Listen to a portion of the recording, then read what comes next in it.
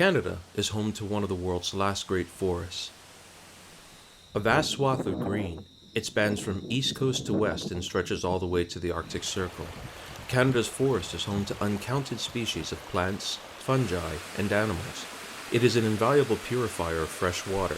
Like a great lung, it forms a vast carbon sink which preserves the health of our world.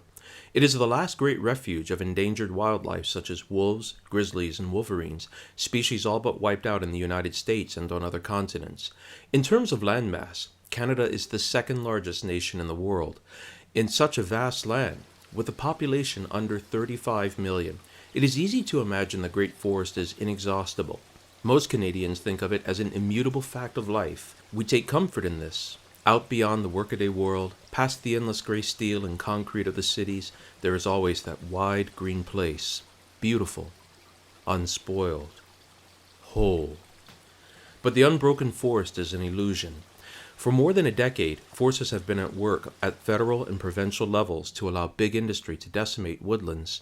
Some provinces have quietly increased logging quotas by huge amounts, to the point that Nova Scotia, New Brunswick, and Prince Edward Island have almost no ecologically intact old forests. Anywhere loggers can reach by road or boat is fair game. The federal government under the Harper administration has quietly destroyed scientific data on environmental matters, fired scientists, and ordered investigators not to prosecute big industry when it violates what environmental protections remain intact. To avoid outrage, pulp mills and biofuel operations have learned to hide the destruction. Often cuts are done on high ground and backcountry where few are likely to become aware of them.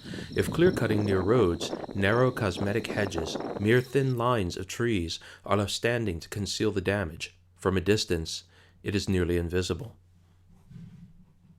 Canadians and visitors rarely see what is really happening to their forest.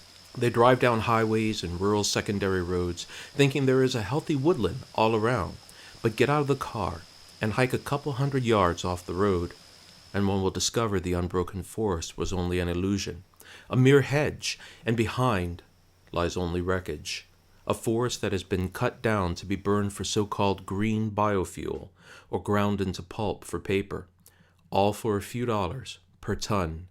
It takes centuries to establish old forests and healthy ecosystems, but they can be wiped out in a moment, and once gone, they are effectively gone forever.